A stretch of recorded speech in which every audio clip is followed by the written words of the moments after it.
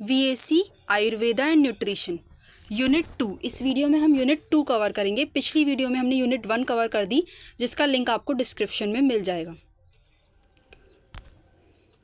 Unit 2 basic principles of food and nutrition and Ayurveda.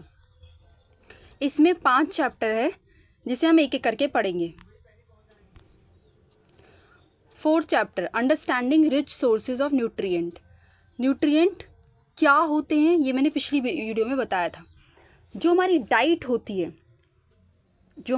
होती है उसमें आता है कि हम किस तरीके के फूड खाते हैं, और फूड में आते हैं न्यूट्रिएंट, वो सारी चीज़ें जो हमारे बॉडी के लिए ज़रूरी होते हैं, वो सारे सब्सटेंसेस जो हमारी बॉडी के लिए फंक्शनिंग के लिए ज़रूरी होते हैं। Nutrient are grouped into macronutrient and micronutrient. Macronutrient वो न्यूट्रिएंट जो हमारी डाइट में ज़्यादा अमाउंट में चाहिए होते हैं, और माइक्रोन्यूट्रिएंट वो न्यूट्रिएंट जो हमारी डाइट में स्मॉल अमाउंट में चाहिए होते हैं। जैसे कि carbohydrate, proteins, fats and water are macronutrient. आपको बहुत सारे कार्ब्स की, बहुत सारे प्रोटीन्स की, बहुत सारे फैट और बहुत सारे पानी की ज़रूरत पड़ती है आपकी बॉडी को। But vitamins and minerals are micronutrient. Vitamins और मिनरल्स कम अमाउंट में भी हो तो चलेगा। There are 7 main classes of nutrients that the body needs. Body को 7 मेन न्यूट्रिएंट्स जो है वो चाहिए होते हैं, जो कि है carbohydrate, protein, fat, vitamin, mineral, fibre and water. यानी कि माइक्रो न्यूट्रिएंट भी चाहिए होता है, मैक्रो न्यूट्रिएंट भी चाहिए होता है। क्यों चाहिए होता है? ये हमारी बॉडी को बिल्ड करने के लिए मदद करते हैं और हमारी हेल्थ को मेंटेन करने के लिए मदद करते हैं। जो न्यूट्रिएंट है उनका काम ही यही है कि वो बॉडी को बिल्ड करने में मदद करे और हमारी हेल्थ को मेंटेन करने में मदद करे। तभी तो ये वो सब्सटेंस है जो हमारी बॉडी के लिए ज़रूरी है। About 10 to 35% of calories should come from protein. जो हमारी कैलोरीज का 10 to 35% है वो प्रोटीन से आना चाहिए। Proteins are needed in our diet for growth and to improve immune functions। यानी कि जो प्रोटीन्स है, कहते हैं आपकी डाइट में प्रोटीन्स भरपूर होना चाहिए। क्यों? क्योंकि जो प्रोटीन्स है वो हमारी ग्रोथ में मदद करते हैं और हमारे इम्यून फंक्शंस को इम्प्रूव करते हैं। तो यानी कि जो प्रोटीन है, हमारी बॉडी को प्रोटीन की बहुत ज़रूरत है। इसलिए कहा गया कि आपकी एनर्जी का 10 to 35% कम से कम प्रोटीन से ही आना चाहिए। तो आप ध्यान रखें कि आप आपकी जो डाइट है उसमें ऐसी चीज़ें हो जिसमें प्रोटीन है। Carbohydrates are energy giving foods. जितनी भी हमारी एनर्जी है, मतलब मेन जो हमारी एनर्जी का सोर्स है वो है कार्बोहाइड्रेट। तो कार्बोहाइड्रेट बॉडी को, क्योंकि एनर्जी की ज़रूरत हमारे जितने भी काम है हमारी बॉडी में सब एनर्जी की मदद से होते हैं। अब इतनी सारी चीज़ों के लिए एनर्जी चाहिए, हर चीज़ की फंक्शनिंग के लिए एनर्जी चाहिए, तो जो हमारी कार्बोहाइड्रेट्स है उसकी हमें बहुत ज़्यादा ज़रूरत होती है। और कार्बोहाइड्रेट्स ही हमारी मेन सोर्स ऑफ एनर्जी है, तो हमें कार्बोहाइड्रेट्स की बहुत ज़रूरत पड़ती है। This energy body needs to be able to work and to support other functions. Body काम कर पाती है इस एनर्जी की मदद से, और ये हमारे अदर फंक्शंस को भी सपोर्ट करता है। अब है fat can also make meal more tasty and satisfying. आजकल जो हम जो ऑयली फूड खाते हैं, जंक फूड खाते हैं, नॉन वेज खाते हैं, ये सब टेस्टी होंगे और सेटिस्फाइंग होंगे। आपको लगेगा हाँ खा लिया कुछ, मतलब अच्छा लगेगा आपको, क्योंकि जो फैट है, क्योंकि इनमें फैट होता है। जो फैट है ये मील को टेस्टी और सेटिस्फाइंग बनाता है।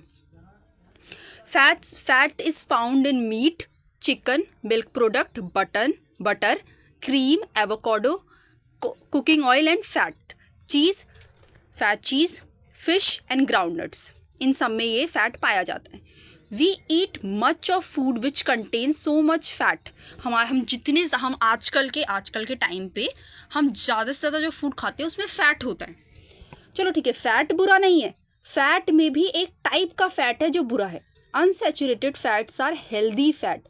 अनसैचुरेटेड फैट हेल्दी फैट है। ठीक है, आप ऐसा कोई चीज़ खा रहे हो, मान लो आप घी खा रहे हो, ठीक है, और अगर उसमें आप कोई भी प्रोडक्ट खा रहे हो उसमें अगर अनसैचुरेटेड फैट है, सीरियसली मुझे नहीं पता कि घी में अनसैचुरेटेड होता है सैचुरेटेड होता है, पर मान लो किसी कंपनी का घी है जिसमें अनसैचुरेटेड फैट होता है, बिल्कुल प्योर होता है वो घी, अनसैचुरेटेड फैट है, तो वो हेल्दी है।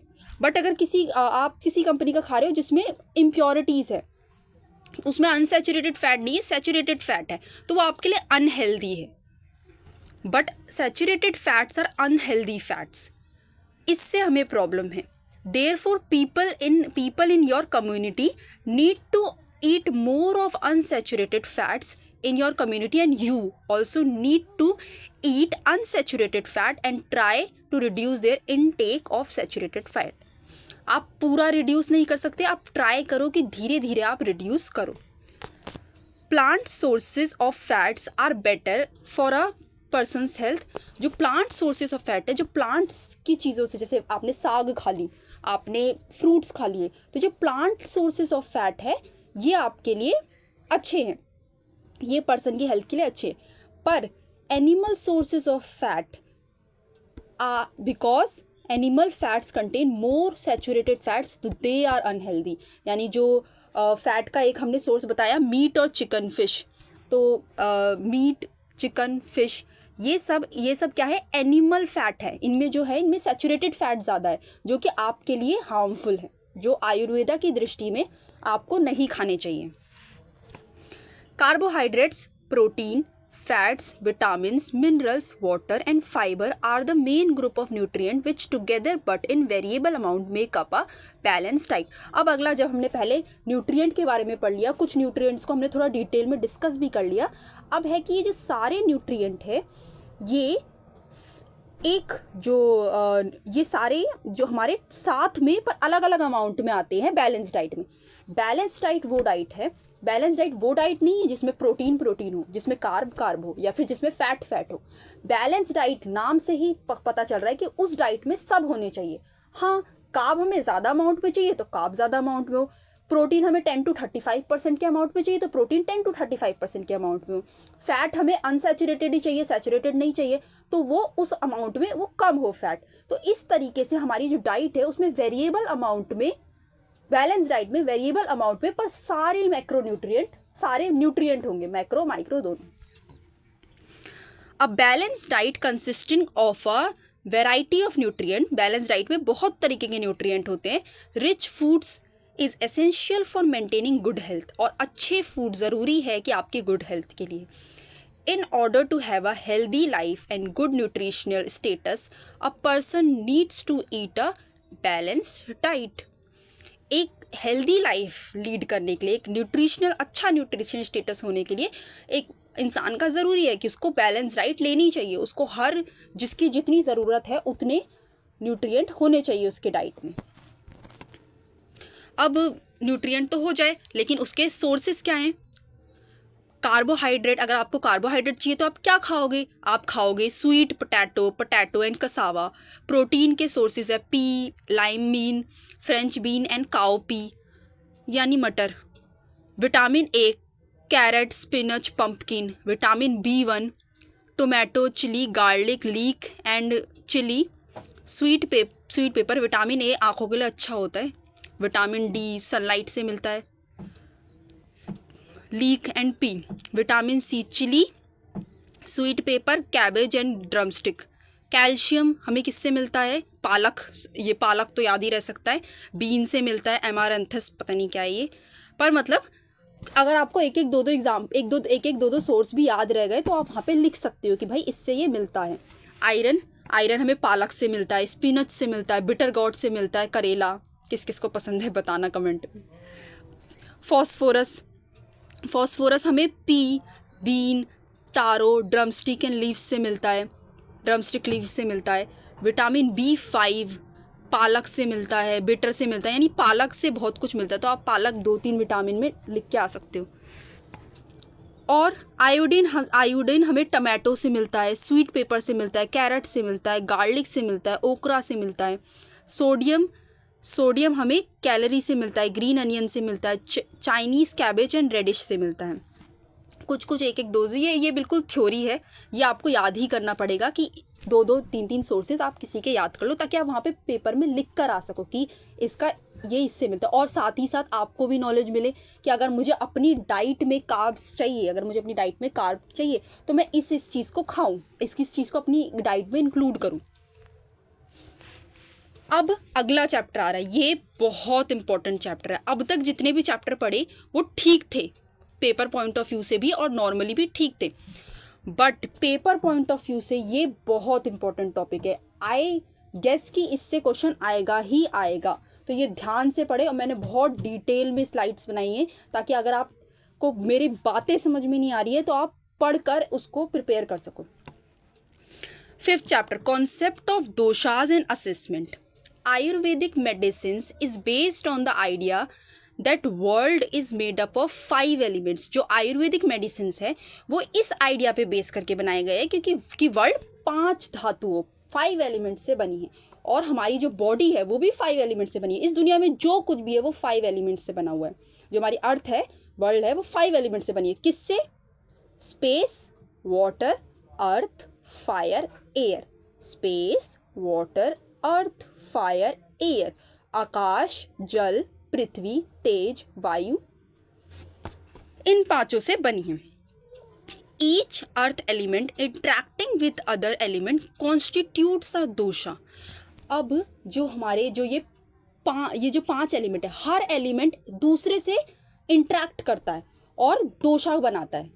थोड़ा सा समझने की कोशिश कीजिए, 2 एलिमेंट इंटरेक्ट करके एक दोषा बनाएंगे। ठीक, आगे हम देखते हैं कि कैसे। In Ayurveda the concept of doshas refer to the 3 fundamental energies. Ayurveda में जो दोषा का कॉन्सेप्ट है ये 3 फंडामेंटल एनर्जीज पे बेस है। 3 फंडामेंटल एनर्जीज में है वात, पित्त और कफ। ठीक, यानी कि 3 दोषा है, वात, पित्त और कफ, जो हमारी ह्यूमन की बॉडी की फंक्शनिंग को गवर्न करते हैं। मतलब हमारी जो बॉडी की फंक्शनिंग होती है वो इन पर डिपेंड करती है। An individual's dosha constitution determines their physical, mental and emotional characteristics. जिसमें जिस टाइप का दोषा होगा, जिसमें जो दोषा बना होगा, उसकी फिजिकल, मेंटल और इमोशनल कैरेक्टरिस्टिक्स उसी के अकॉर्डिंग होगी। यानी कि दोषा डिटरमाइन करता है कि किसी की कैरेक्टरिस्टिक्स, किसी इंसान की कैरेक्टरिस्टिक्स क्या होंगी।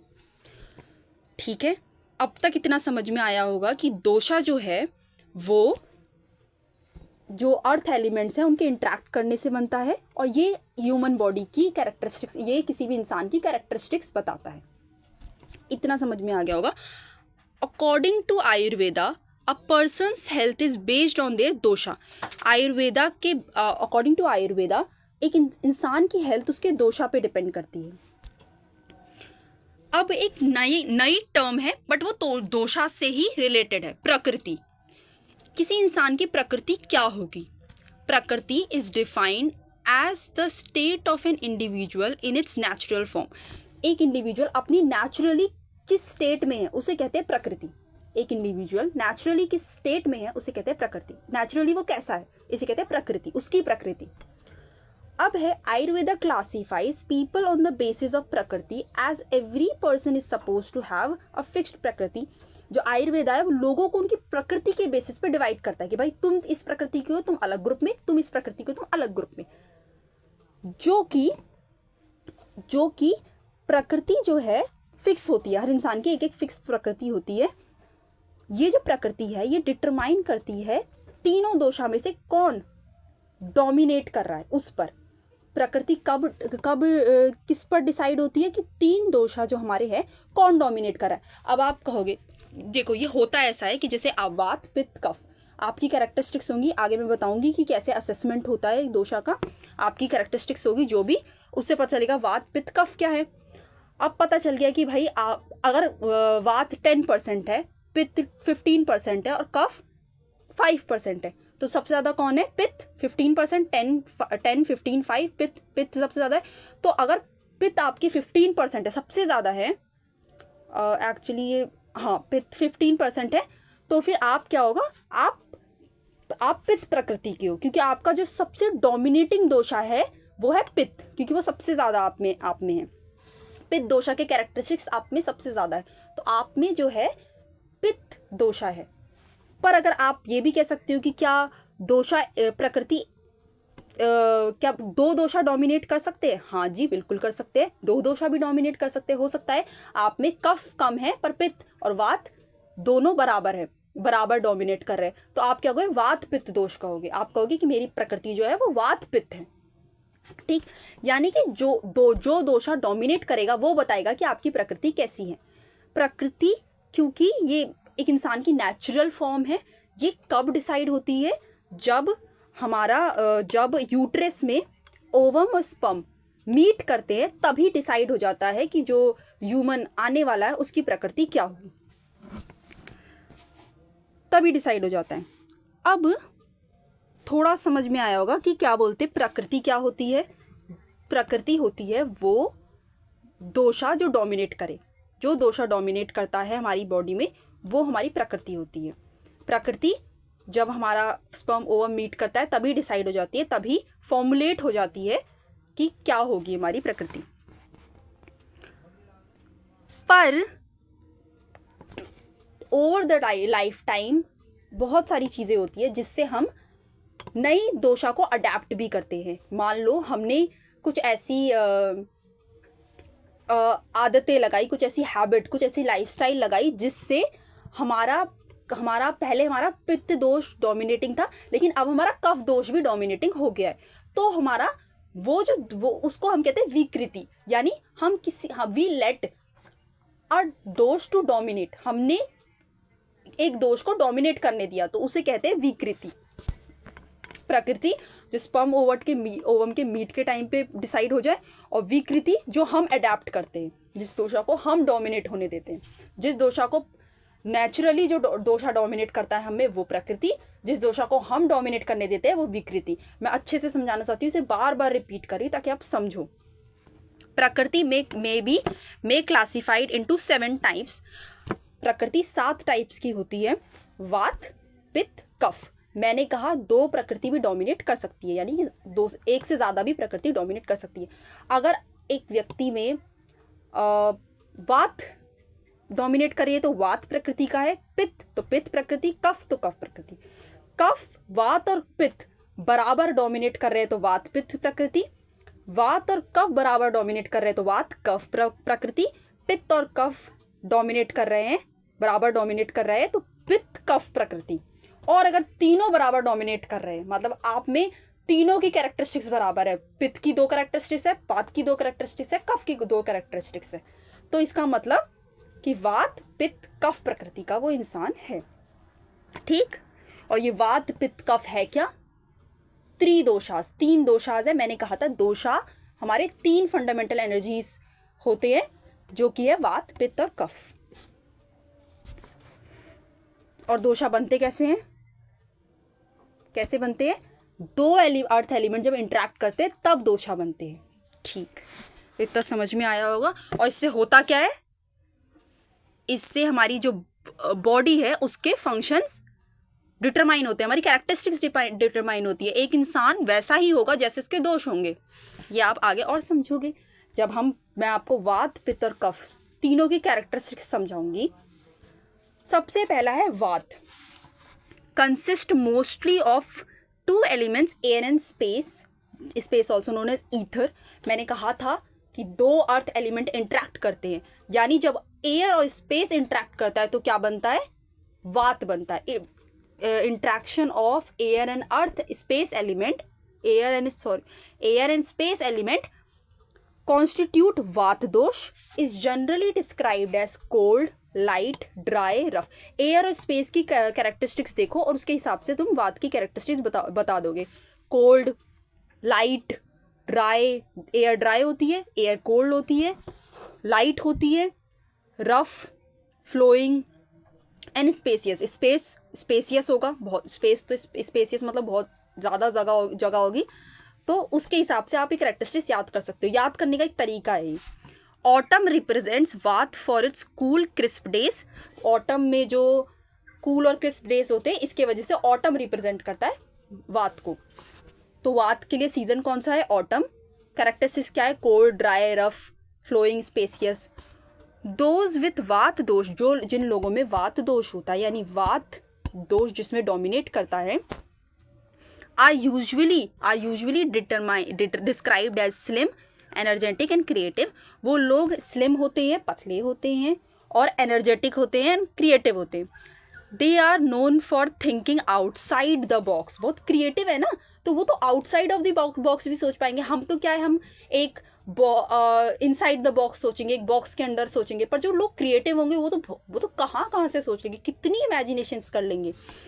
But can become easily distracted, पर क्योंकि वो बहुत ज़्यादा सोचते हैं तो वो बहुत ईजिली डिस्ट्रैक्ट हो जाएंगे, ईजिली डिस्ट्रैक्ट हो सकते हैं। मूड इज़ हाईली, ऐसे कनेक्ट कर करके पढ़ोगे ना तो आपको याद रहेगा, वरना इतने सारे कैरेक्टरिस्टिक्स आप कैसे याद रखोगे कि ये वात का कौन है, पित्त का कौन है, कंफ्यूज हो जाओगे पेपर के टाइम पे। Mood is highly dependent on whether. इनका जो मूड है, डिस्ट्रैक्ट हो जाते तो इससे कनेक्ट करो कि इनका जो मूड है बहुत ज़्यादा डिपेंड करता है दूसरी चीज़ों में, वेदर पे, जो उनके आसपास लोग हैं उन पर, जो फूड वो खाते हैं उस पर इनका मूड डिपेंड करता है। स्ट्रेंथ क्या है, स्ट्रेंथ और वीकनेस पक्का लिख कर आना, ये बहुत ज़रूरी है। एक वात दोष वाले इंसान की स्ट्रेंथ क्या है, स्ट्रेंथ है जल्दी सीख लेते हैं, हाईली क्रिएटिव होते हैं, मल्टीटास्कर होते हैं, काइंड हार्टेड होते हैं, फ्लेक्सिबल होते हैं, नेचुरली स्लिम होते हैं। ठीक। वीकनेस है फॉरगेटफुल होते हैं, बहुत जल्दी भूल जाते हैं, एंशियस होते हैं, अनस्टेबल मूड होता है। हमने बोला मूड इनका हाईली डिपेंड करेगा बाकी लोगों पर, तो ये जो है अनस्टेबल मूड के लोग हैं। Can get overwhelmed easily, highly sensitive to cold. हमने कहा कि ये जो कोल्ड है तो हाईली सेंसिटिव, वात की जो कैरेक्टरिस्टिक्स है कोल्ड है तो हाईली सेंसिटिव टू कोल्ड होते हैं। हैज़ ट्रबल स्लीपिंग, क्योंकि डिस्ट्रैक्ट जल्दी हो जाते हैं तो इससे कनेक्ट कर लो कि बहुत ज़्यादा उनको स्लीपिंग में दिक्कत होती है। इर्रेगुलर एपेटाइट होते हैं, स्लीपिंग में दिक्कत है तो इससे कनेक्ट कर लो, irregular appetite and eating pattern. Irregular appetite and eating pattern, prone to digestive issues and gas. Irregular appetite है, ईटिंग पैटर्न है, तो उसके वजह से उनको उससे कनेक्ट कर लो कि उनको डाइजेस्टिव इशू और गैस की प्रॉब्लम होती है। पुअर सर्कुलेशन, पुअर सर्कुलेशन होती है जिससे उनके हाथ और पैर ठंडे रहते हैं। कोल्ड है, कोल्ड से कनेक्ट करो कि उनके हाथ और पैर ठंडे रहते हैं। ठीक। अब according to Ayurveda, for optimal health, एक वात डोमिनेटिंग पर्सन को क्या करना चाहिए अच्छी हेल्थ के लिए। ऑप्टिमल मतलब सब मैक्सिमम पे अच्छी हेल्थ के लिए एक वात डोमिनेट पर्सन को क्या करना चाहिए। एक वात dominate person should follow a regular daily routine, क्योंकि ये इनका इरेगुलर है सब कुछ, तो इनको रेगुलर डेली रूटीन फॉलो करना चाहिए। मैनेज स्ट्रेस थ्रू मेडिटेशन, क्योंकि हमने कहा एंशियस रहते हैं तो इनको मेडिटेशन, मतलब सिंपल ये, इनकी जो वीकनेस है ना उसको ही तुम इनका एक इलाज बना दो कि भाई तुम बहुत ज़्यादा इरेगुलर हो तो तुम रेगुलर डेली रूटीन फॉलो करो। तुम एंशियस रहते हो तो तुम मेडिटेशन से अपने स्ट्रेस को मैनेज करो। Other calming activities and maintaining a warm, क्योंकि कोल्ड रहते हैं तो इनका इलाज क्या है कि भाई अपना मेंटेन करो एक warm body temperature by avoiding cold weather and consuming warm food and drinks. ठीक। जो इनकी वीकनेस है उसी को इनका इलाज बना दो, तो इसमें याद ज़्यादा नहीं करना पड़ेगा। अब दूसरा है कफ, बात हो गया। अब दूसरा है kapha. Kapha is based on earth and water. जब अर्थ और वाटर एलिमेंट इंटरैक्ट करता है तो हमारा बनता है कफ दोष, दैट कॉन्स्टिट्यूट आर कफ दोष।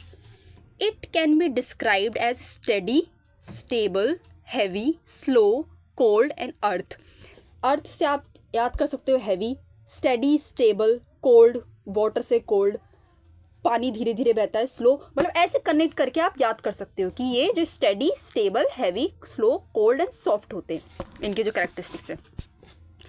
जो कफ सीजन है, कफ का जो सीजन होता है वो होता है स्प्रिंग। वात का क्या था, ऑटम। कफ का क्या है, स्प्रिंग, भूलना मत। People with this dosha are described as strong. जो लोग इस दोषा के साथ होते हैं वो स्ट्रॉन्ग होते हैं, थिक बोन्ड होते हैं और क्रेयरिंग होते हैं। They are known for keeping things together and being a support system for others. Caring होते हैं तो इससे आप कनेक्ट कर सकते हो कि वो सबको साथ रखने में मदद करते हैं और दूसरों के लिए एक सपोर्ट सिस्टम की तरह मदद करते हैं। Kapha dominant people rarely get upset, think before acting, go through life in a slow deliberate manner. जो कफ डोमिनेंट पीपल होते हैं वो बहुत मुश्किल से अपसेट होते हैं और कुछ भी करने से पहले सोचते हैं, अपनी लाइफ में धीरे धीरे और सोच समझ के आगे बढ़ते हैं, यानी बहुत सोचने समझ के चलने वाले इंसान हैं ये लोग। इनकी स्ट्रेंथ क्या हुई, एम्फेथेटिक है, केयरिंग है, ट्रस्टिंग है, पेशेंस है, काम है, वाइज है, हैप्पी है, स्ट्रॉन्ग बोन्स एंड जॉइंट्स है, हेल्दी इम्यून सिस्टम है। स्ट्रेंथ और वीकनेस लिख कर ही आना। वीकनेस है prone to weight gain, prone to weight gain, शायद इनमें था कि हैवी बॉडी होती है इनकी, मतलब मोटे होते हैं अच्छे खासे। वो हमारे वात वाले पतले होते थे, ये मोटे होते हैं, तो अब मोटे हैं तो prone to weight gain. Slow metabolism है, स्लगिश, इनकी जो कैरेक्टरिस्टिक्स है उसमें भी स्लो था, तो इनका मेटाबॉलिज्म स्लो है। स्लगिशनेस, ओवर स्लीपिंग, बहुत ज़्यादा सोते हैं, ऑब्वियसली थोड़े मोटे हैं तो over sleeping. Breathing issues, breathing issues इनको होती है, asthma allergies. Higher risk of heart disease, mucus buildup, susceptible to depression. इनको हार्ट डिसीज़ का हायर रिस्क होता है, म्यूकस बिल्डअप हो जाता है इनके अंदर और डिप्रेशन के शिकार हो सकते हैं। Needs regular motivation and encouragement, इनको ज़रूरी है कि इनको रेगुलर मोटिवेशन और इनकरेजमेंट दिया जाए। For a good health a kapha dominant person should focus on regular exercise a healthy diet, क्योंकि इनका प्रोन टू वेट गेन है, इसलिए उसी के हिसाब से इनका इलाज है कि भाई तुम लोग कफ डोमिनेंट पर्सन हो, तुम अपनी एक्सरसाइज पे ध्यान दो, अपनी एक हेल्दी डाइट रखो, वार्म टेम्परेचर मेंटेन करो और स्टैब्लिश करो एक रेगुलर स्लीप रूटीन। एक टाइम हो जब तुम सो जाओ, एक टाइम हो जब तुम उठ जाओ। ओवर स्लीपिंग है कोई नहीं, अपना अलार्म, ये बहुत अच्छी ज़रूरी बात है। यहाँ पर एक ज्ञान की बात भी हो सकती है कि अलार्म बजे तो हमारे एक सोने का एक प्रॉपर टाइम होना चाहिए।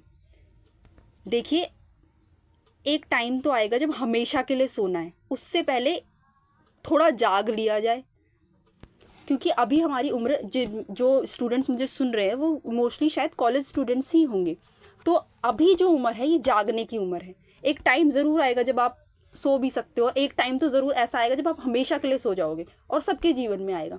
तो अभी जो टाइम है वो जागने का टाइम है।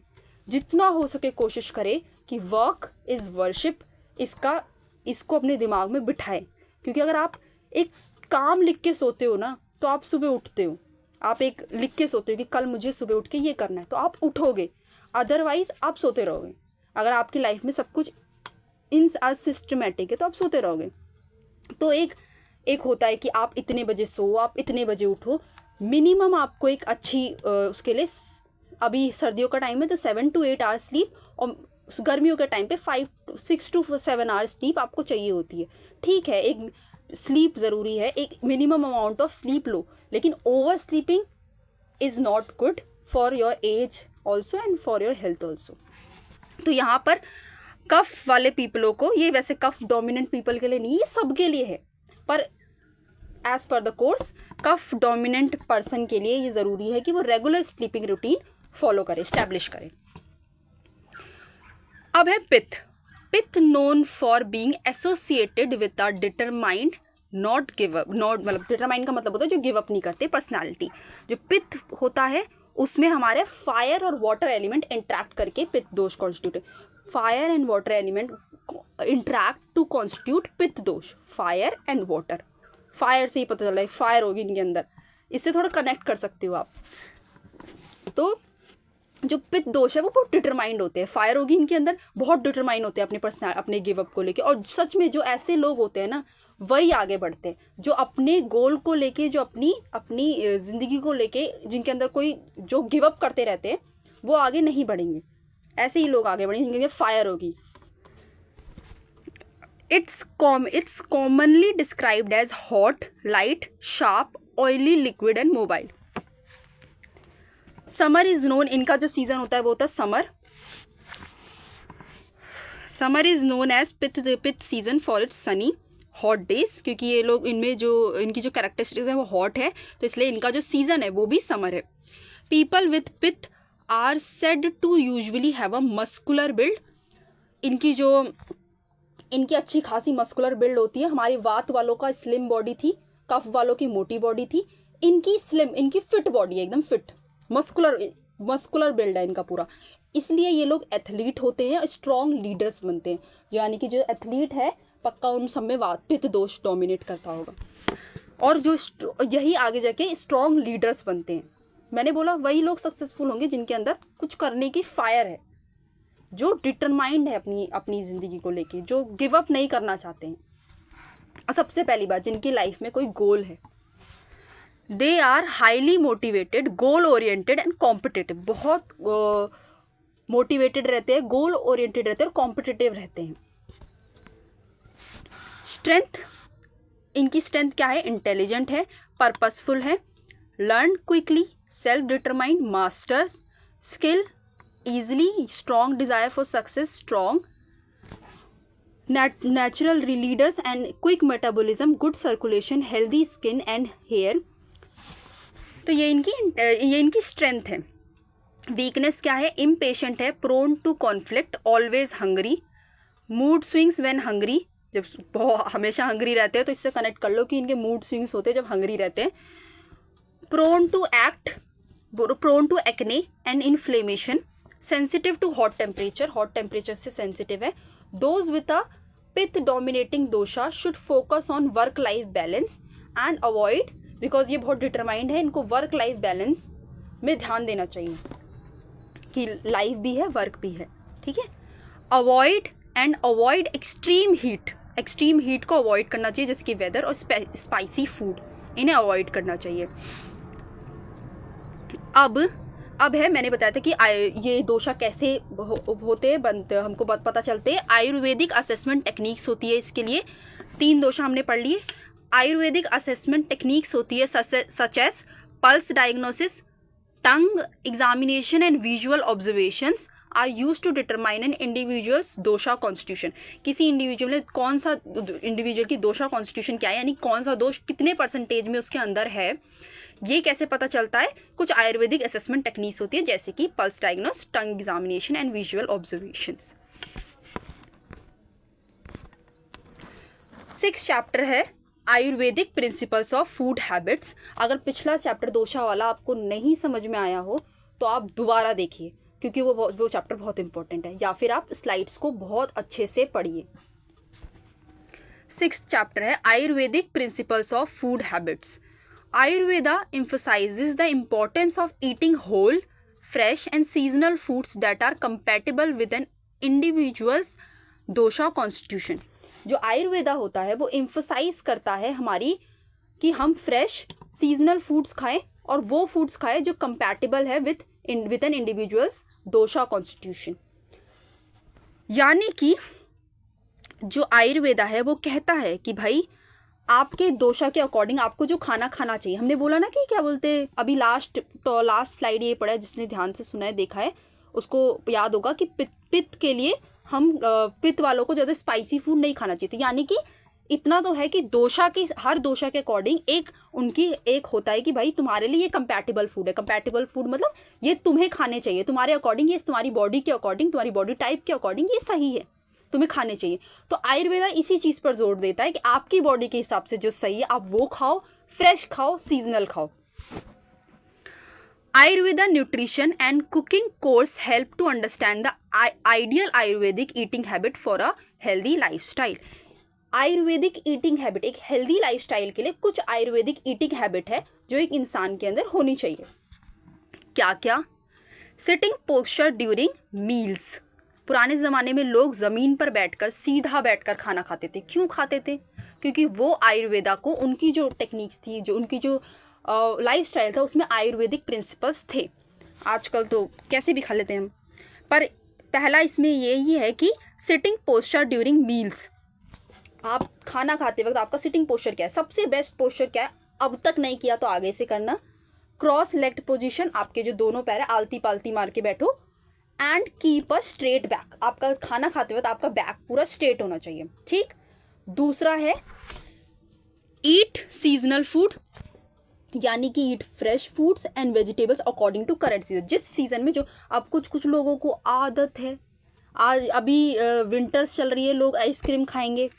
समर्स चल रही है, लोग समर्स के भी कुछ होंगे, पर विंटर्स में लोग आइसक्रीम खाएंगे। विंटर आइसक्रीम खाने का सीज़न है, तो वही आप सीज़न के अकॉर्डिंग खाना खाओ और फ्रेश खाओ, ठीक। तीसरा है eat to live and not the other way around, यानी जीने के लिए खाओ, खाने के लिए मत जियो। इससे मुझे एक बहुत प्यारी लाइन और याद आ रही है कि काम को इश्क बनाओ, इश्क को काम नहीं। काम को इश्क बनाओ, इश्क को काम नहीं। ठीक, तो वहीं से आप उस ये लाइन मुझे इसको पढ़कर याद आ गई कि खाने के लिए मत जियो, जीने के लिए खाओ। Food is energy not entertainment. Do not eat any मोर। और हाँ, मैं बीच बीच में जो ये बाहरी जीवन की बातें करती हूँ, इसे मत लिख के आ जाना पेपर पे, ये नहीं है सिलेबस में। सिलेबस में वही है जो स्लाइड में है और जो मैं समझा रही हूँ। ठीक, do not eat any more after a big meal and eat healthy snacks when hungry. जो आप बिग मील खा लेते हो, बहुत बड़ी मील खा लेते हो, जो कि एडवाइसेबल है कि दिन में ही खाओ, रात में लाइट खाओ, सुबह ब्रेकफास्ट भी ठीक ठाक लाइट हो, पर जो दिन का खाना है, जो जब सन हमारा सूरज चाचा बिल्कुल आसमान पे हो, तब जो आप खाते हो वो खाना सबसे बड़ी मील होना चाहिए आपके दिन की। तो जो बिग मील है उसके बाद आप कोशिश करो कि आप और ना खाओ, कुछ देर तक और ना खाओ। और अगर बाई चांस आपको भूख लगी तो हेल्दी स्नैक्स खाओ। ये क्या आजकल क्या आ रहे हैं, बहुत सारे फ्रेंच फ्राइज और आ रहे हैं। हाँ, तो मतलब ये सब मत खाओ, अनहेल्दी स्नैक्स मत खाओ, हेल्दी स्नैक्स खाओ। ट्राई इनकॉर्पोरेटिंग अ सात्विक diet into your everyday lifestyle. इसको हम अगले चैप्टर में और ज़्यादा पढ़ेंगे, सात्विक, तामसिक एंड राजसिक। और जैसे दोषा वाला इंपॉर्टेंट टॉपिक था, वैसे ये टॉपिक भी बहुत इंपॉर्टेंट है। ये टॉपिक भी आने के फुल चांसेस हैं, तो इसको भी हम वहाँ पे डिटेल में पढ़ेंगे। फिलहाल के लिए आप इतना जानो कि सात्विक डाइट मतलब जो आपकी हेल्थ के लिए अच्छी है। ट्राई करो कि जो चीज़ें आपकी हेल्थ के लिए अच्छी है उन्हें आप अपनी डाइट में लेकर आओ। ठीक, चौथा है eat food at the right time. Restrict all your big meal during the day and have a light dinner. वही जो मैंने अभी बोल दिया था वो अगले पॉइंट में है कि जो आपकी जो बिग मील्स है उसे कोशिश करो कि आप दिन में खाओ और रात को लाइट डिनर खाओ, जो कि प्रिफरेबली है कि 7 PM के पहले हो जाए। क्योंकि ये क्यों करना है ऐसा, क्यों हमें रात में लाइट डिनर खाना है और 7 PM के खाना है और दिन में हमको हैवी डिनर खाना है? कोई रीज़न है? हाँ, रीज़न है, क्योंकि जो हमारी डाइजेस्टिव सिस्टम है उसकी प्रॉपर फंक्शनिंग पीक पर होती है। कब? जब हमारा दिन होता है, दिन के समय पे। वहीं वो जैसे जैसे सेट होता जाता है, जैसे सन सेट होता जाता है, वो जो डाइजेस्टिव सिस्टम है उसकी प्रॉपर फंक्शनिंग स्लो डाउन हो सकती है, स्लो डाउन होती रहती है। इसलिए सनसेट के बाद हमें लाइट भोजन करना चाहिए। और सन जब हमारा सूरज चाचू जब हमारे आसमान में होते हैं तो हमें हैवी भोजन करना चाहिए। 5th एंड लास्ट है watch out for harmful food combinations. देखो कि जो आप जिन फूडों के कॉम्बिनेशंस को आप इनटेक कर रहे हो वो हार्मफुल तो नहीं है। Extra care has to be given when you combine food as certain incompatible food combinations leave stomach feeling uncomfortable. मतलब आप जब फूड कॉम्बिनेशंस बना रहे हो तो वो ऐसा नहीं होना चाहिए कि इनकम्पैटिबल फूड कॉम्बिनेशंस है, मतलब जो वो एक दूसरे के लिए बने नहीं है पर हमने मिला दिया। राम मिलाई जोड़ी होनी चाहिए खानों की। तो इनकम्पैटिबल फूड कॉम्बिनेशंस जो है आपकी जो पेट है उसको अनकंफर्टेबल छोड़ देंगे। जैसे कि फिश और कर्ड को साथ में नहीं खाना चाहिए फॉर एग्जाम्पल। ठीक, तो यहाँ पे हमने सीखा कि ये 5 आयुर्वेदिक ईटिंग हैबिट्स है जो हमें एक हेल्दी लाइफस्टाइल के लिए अपने अंदर लानी चाहिए। थोड़ा सा समराइज करती हूँ। आप अपने पोस्चर पे ध्यान दीजिए, सीज़न के अकॉर्डिंग खाना खाइए, खाने के लिए मत जिए, जीने के लिए खाइए, और सही समय पे खाइए। और सबसे इम्पॉर्टेंट भी है कि आप ऐसे कहीं से भी कॉम्बिनेशंस मत बनाइए। कंपैटिबल फूड कॉम्बिनेशंस अपनाइए, इनकम्पैटिबल फूड कॉम्बिनेशंस नहीं। जैसे कि फिश और कर्ड साथ में नहीं खाना चाहिए। फिर है हमारा 7वां chapter, factor determining quality of food. हमारे जो फूड की क्वालिटी है उसे फैक्टर्स डिटरमाइन करते हैं। According to Ayurveda, the quality of food is determined by several factors such as the freshness of ingredient, method of preparation, the season and the time of day and the combinations of food. Ayurveda के according जो food की quality हो उसे तो बहुत factors affect करते हैं, जैसे कि इंग्रेडिएंट्स कितने फ्रेश है, किस मेथड से प्रिपेयर किया जा रहा है, कौन सा सीज़न है, दिन में कौन सा समय हो रहा है, या फिर कौन कौन से फूड्स कंबाइन किए गए हैं. These factors can affect the food's nutritional value, digestibility and overall impact on body. ये जो फैक्टर्स है ये अफेक्ट करते हैं फूड की न्यूट्रिशनल वैल्यू को, यानी कैसे इंग्रेडिएंट है, किस मेथड से प्रिपेयर किया गया है, कौन सा सीजन है, ये सब कुछ जो फैक्टर है ये हमारे फूड की न्यूट्रिशनल वैल्यू को अफेक्ट करते हैं. साथ ही साथ डाइजेस्टिबिलिटी को अफेक्ट करते हैं और हमारे ओवरऑल बॉडी पे भी इम्पैक्ट करते हैं. 4 क्वालिटेटिव फैक्टर्स है, मतलब क्वालिटी बताने वाले फैक्टर्स है, क्वालिटी को अफेक्ट करने वाले फैक्टर्स है, दैट डिटरमाइंड द इफेक्ट्स और द बेनिफिट्स ऑफ फूड. पहला है प्रकृति, जिसे हम इंग्लिश में नेचर कहेंगे. By nature some foods are heavy and other are light, some are moist while some are dry. हम जब खाते भी है तो हमें पता चल जाता है कि भाई ये फूड तो हैवी था, बहुत हैवी था, ये तो लाइट था, ये तो मॉइस्ट था, ये तो ड्राई था. ऑयली एंड ग्रीजी फूड, तो ये जो ऑयली, ड्राई, लाइट, ये सब जो है नेचर है फूड का. Oily and greasy food provide energy but take longer to digest. जो ऑयली और ग्रीजी फूड है ये आपको एनर्जी तो प्रोवाइड करते हैं बट बहुत टाइम लेते हैं डाइजेस्ट होने में. That's why. और जो जंक फूड होते हैं वो बहुत ऑयली होते हैं, तो avoid junk food as per Ayurveda and as per me also. That's why guru food, fried food and dairy products जो हमारे हैं shouldn't be in large a quantity as laghu food. मतलब जितने लघु फूड होते हैं उतने में गुरु फूड नहीं लेने चाहिए हमें. जैसे सूप सलाद फ्रूट्स हम ज़्यादा ले सकते हैं, पर डेयरी प्रोडक्ट या फ्राइड फूड्स हमें ज़्यादा नहीं लेने चाहिए. दूसरा फैक्टर है करना, जिसे कहते हैं प्रोसेसिंग. जो फूड है वो डिफरेंट मेथड से प्रोसेस होता है. जैसे आप उसको स्टीम कर सकते हो, आप उसे फ्राई कर सकते हो, आप उसे क्रश कर सकते हो. अलग अलग मेथड से आपका फूड प्रोसेस होता है, जो कि हमारी फूड की न्यूट्रिशनल वैल्यू को अफेक्ट करता है. किस मेथड से आपका फूड, कैसे आपका फूड प्रोसेस हुआ है, वो आपकी फूड की न्यूट्रिशनल वैल्यू पे इफेक्ट करता है. जो रॉ फूड आइटम होते हैं, जो कच्चे फूड आइटम होते हैं, वो हमारे लिए डाइजेस्ट करने में आसान होते हैं. देन प्रोसेस्ड फूड आसानी से डाइजेस्ट नहीं होंगे जितने कि रॉ फूड हो जाएंगे. और fresh food has a higher nutritive value than package and frozen food. और जो फ्रेश फूड होते हैं उनकी न्यूट्रिटिव वैल्यू ज़्यादा होती है, यानी फ्रेश खाइए और रॉ फूड खाइए. अब है तीसरा samyog combinations of food can enhance और suppress the quality of food compare to their individual nutritional value. जो उनकी अपनी अपनी न्यूट्रिशनल वैल्यू थी, एक तो हो सकता है जैसे आपने दो फूड थी, उनकी न्यूट्रिशन वैल्यू अपनी अपनी कोई न्यूट्रिशन वैल्यू थी, आपने दोनों को कंबाइन किया. 2 केस हो सकते हैं, दोनों को कंबाइन होने से उनकी न्यूट्रिशन वैल्यू और बढ़ गई या उनकी न्यूट्रिशन वैल्यू सप्रेस हो गई, कम हो गई. मतलब अगर कंपैटिबल होंगे तो ऑब्वियसली न्यूट्रिशन वैल्यू बढ़ेगी. इनकम्पैटिबल होंगे, एक दूसरे के लिए नहीं बने होंगे, तो इनकी जो न्यूट्रिशनल वैल्यू है वो सप्रेस हो जाएगी. चौथा है रसी, quantity determines the amount of nutrition you take in. जो हमारी जितनी क्वांटिटी का फूड हम ले रहे हैं वो डिटरमाइन करता है कि कितने क्वांटिटी का न्यूट्रिशन हमारे अंदर जाएगा, कितनी अमाउंट का न्यूट्रिशन हमारे अंदर जाएगा. Eating too much sweet and heavy food, आप बहुत ज़्यादा स्वीट खा लो, बहुत हैवी फूड खा लो, तो उससे आपकी अंदर इनडाइजेशन हो जाएगी. सोर food can cause hyper acidity. आप सोर फूड खाएंगे तो उससे आपको हाइपर एसिडिटी हो जाएगी. ठीक है, एसिडिटी से परेशान.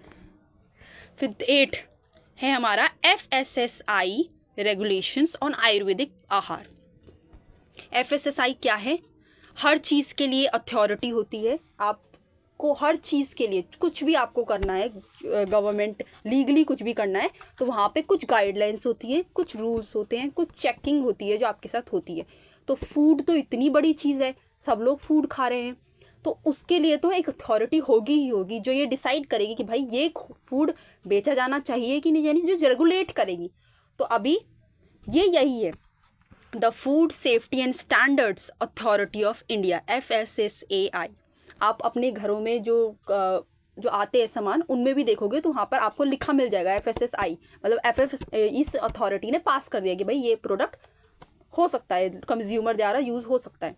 The food safety and standards authority of India FSSAI regulates the manufacture, storage, distribution, sale and import of Ayurvedic foods and supplements. हमारे आयुर्वेदिक फूड्स एंड सप्लीमेंट्स की जो मैन्युफैक्चर है, स्टोरेज है, डिस्ट्रीब्यूशन है, सेल है, इंपोर्ट है, सबको FSSAI रेगुलेट करता है। FSSAI has set specific guidelines for labelling, packaging and advertising Ayurvedic foods and supplements to ensure their safety, quality and efficiency. Safety, quality और एफिकेसी को इंश्योर करने के लिए जो FSSAI है उन्होंने लेबलिंग, पैकेजिंग और एडवर्टाइजमेंट के लिए कुछ स्पेसिफिक गाइडलाइंस बनाई हैं। गाइडलाइंस वो formulated in collaboration with the union ministry of Ayush. जो हमारी गाइडलाइंस हैं वो Ayush, union ministry of Ayush है, उसके कोलैबोरेशन में रहकर बनाई गई हैं। The comprehensive rules will ensure quality of Ayurveda food product and help expand the, ये हमारी इंश्योर करेगा कि भाई जो आयुर्वेदा फूड को प्रोडक्ट है उनकी क्वालिटी को इंश्योर करेगा और हेल्प करेगा expand the international market for make in India product. These regulations aim to promote consumer awareness and protect public health. ये जो रेगुलेशन है ये क्यों की जा रही है? ताकि इससे कंज्यूमर की अवेयरनेस भी प्रमोट होती है और पब्लिक हेल्थ प्रोटेक्ट करती है। अब यहाँ पर एक और ज्ञान की बात आप सीख सकते हो कि क्योंकि ये वैल्यू एडिड कोर्स है तो इसमें आपके अंदर वैल्यू ऐड करना बहुत ज़रूरी है, साथ पढ़ाने के साथ साथ कि देखो ये एक छोटा सा फूड का एक छोटा सा वो है, एक छोटा सा सिस्टम है, उसके लिए भी रेगुलेशंस होती है। तो आपकी लाइफ उसमें भी नियम, गाइडलाइंस होती है, तो आपकी लाइफ अनुशासित नहीं हो सकती। आपकी लाइफ में भी कुछ गाइडलाइंस, कुछ नियम होने चाहिए, कुछ चीज़ें ऐसी होनी चाहिए जो आप फॉलो करो ही करो। हम डिसिप्लिन जो शब्द होता है वो बहुत ज़रूरी होता है हमारे लिए। जैसे कि अब ये जो फूड की जो अथॉरिटी है, जो गवर्नमेंट है, वो एक डिसिप्लिन फॉलो कर रही है ना कि आपके लिए गाइडलाइंस बनाई हुई है कि आप ऐसे आप मैन्युफैक्चर ऐसे करोगे, स्टोरेज ऐसे करोगे, डिस्ट्रीब्यूशन ऐसे करोगे। तो आपकी जो लाइफ है वो कोई छोटी चीज़ है, वो भी तो बहुत बड़ी चीज़ है ना, तो उसके लिए भी कुछ गाइडलाइंस होनी चाहिए।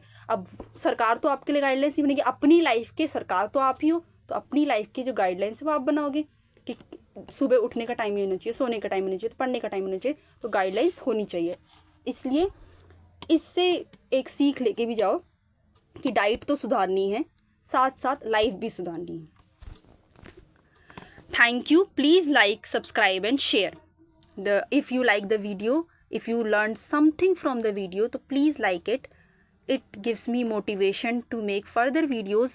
आपको यूनिट 1 का लिंक डिस्क्रिप्शन में मिल जाएगा और यूनिट 3 मैं जल्दी लेकर आऊँगी। Thank you.